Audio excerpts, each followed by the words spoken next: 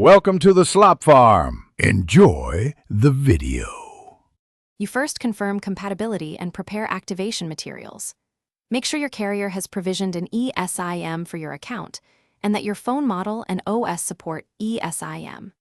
Once done, update the OS, connect to stable Wi-Fi, and have the carrier QR code or activation code ready.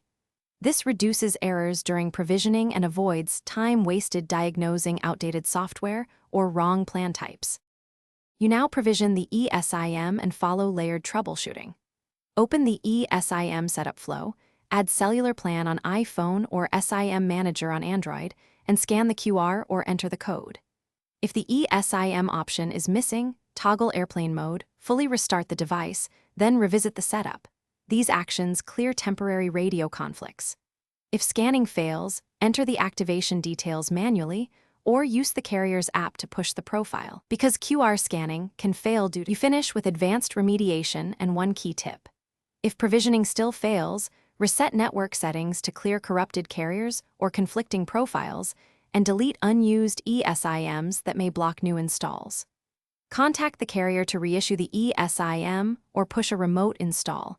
Ask them to provision on their backend while you watch the device.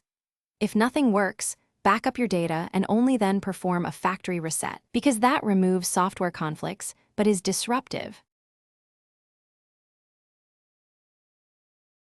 Thanks for watching. Consider subscribing if we helped you today.